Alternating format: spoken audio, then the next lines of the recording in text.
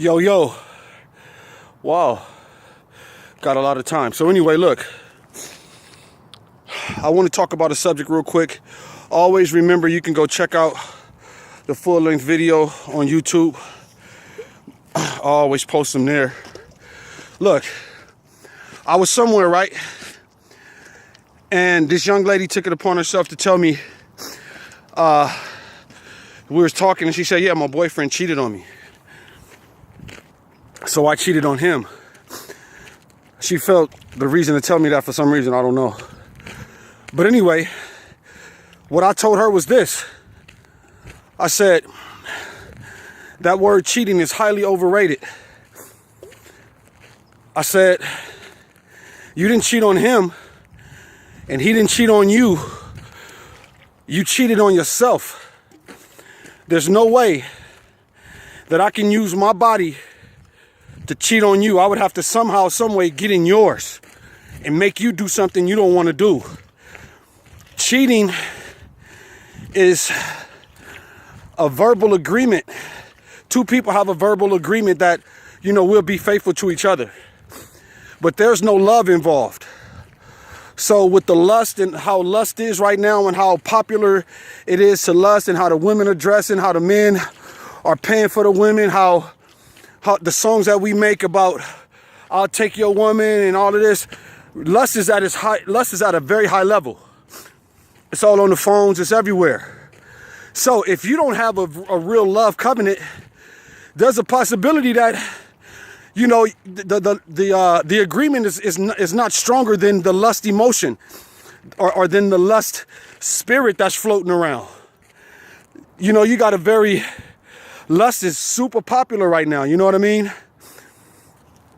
So when you have a verbal agreement with somebody in the beginning that, you're not going to do this, hopefully the main objective is to let your guard down and fall in love. And then, because first of all, when you say that word cheating, it was her that took the risk with their body, that took the risk with their emotions.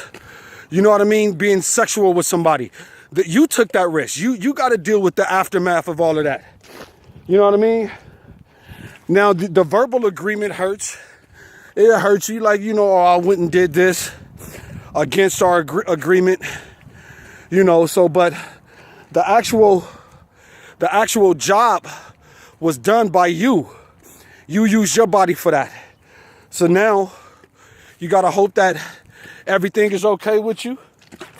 You got to, you got to hope the condom didn't break. You got all kind of crazy crap that you have to go through nowadays, because who would have ever known that we'll come to the day where sex will put you in a coffin? Whoever would have thought that?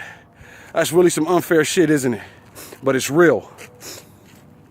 So if you're not in love and we floating around the planet with this verbal agreement, it's some agreements can be kept and they're strong, and that's good. But love is the weapon. Love is the weapon against the so-called word cheating. Love is that emotion that gives you that feeling like, I'm not going to hurt myself, put my mind through this, nor the person that I love, because some other person is willing to pull their pants down. I'm not finna go through it. What's up, butterfly? I see a butterfly flying. Nice. Big one. Huge. Must be talking to somebody right now. So anyway, real true love. I don't care how much you pay for it. You can't pay for it. I don't care how much money you got. You can't pay for real true love. It's a fact. But real true love is the protection against all that cheating, lust, and all that crap. Don't get me wrong. You're still human. But with that love protection, the love of God, it protects the covenant that you have with God and anybody else. People make mistakes. We ask for forgiveness. We do all of that. But once you click in and you hold on, it's a beautiful thing. So this is what I believe that that other force, that evil force is trying to prevent us from experiencing is real love from another human being. You know, you don't get tired of them. That's what love is. It talks about that. You don't get tired of them. You may, you know, take your space away, but it's like, you know, that person is always there for you as long as the both of you are still alive. And the covenant won't be broken because the connection is protected by love, period. I've had a taste of it. The kind of love that I desire now is on a different scale. It's on a different level. You know, it's not what the masses,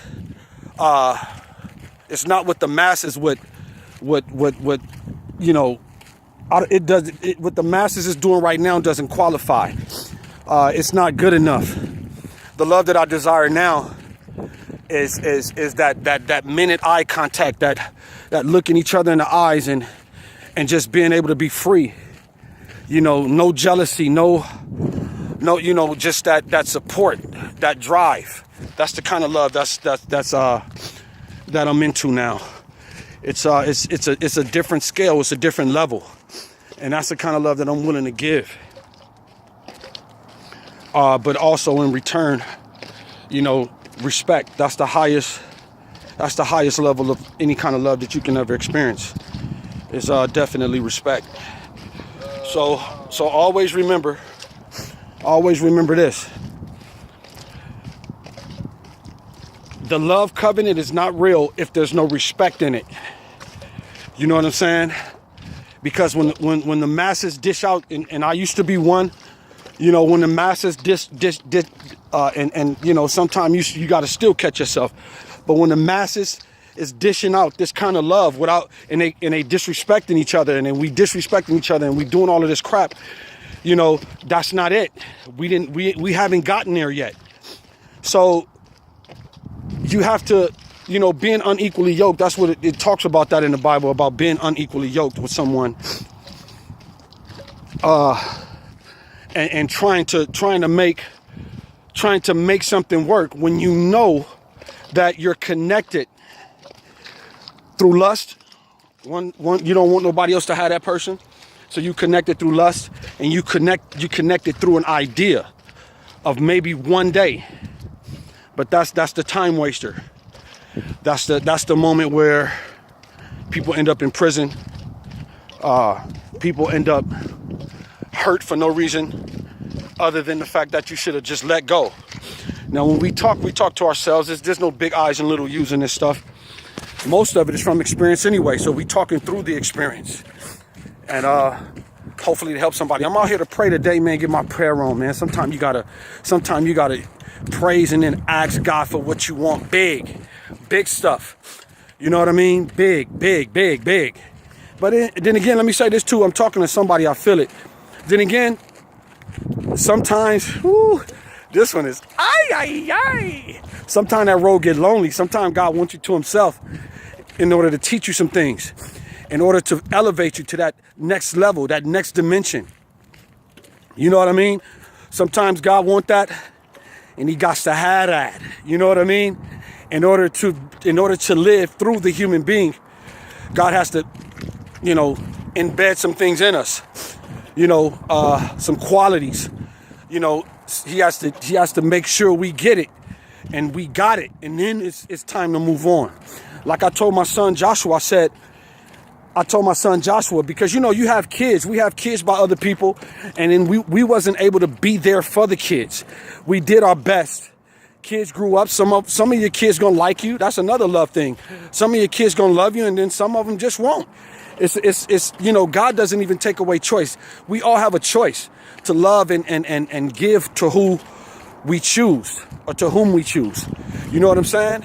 So always remember, I know I'm jumping around with the conversation, but I'm tapping on some doors right now. I feel it spiritually, but it's all to the good.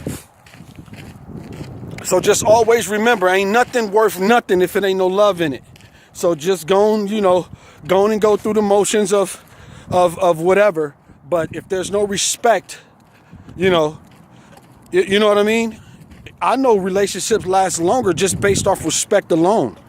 You know, the two people probably never fell in love, but they respected each other. And that quality right there kept them together. You know what I'm saying? So just always remember, love is the protection. Love is the key to what you want in a relationship, any relationship.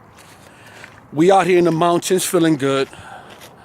Drop this video. Check it out on Facebook, YouTube, everywhere else it goes. I'm out. God bless y'all, man. Peace and blessings.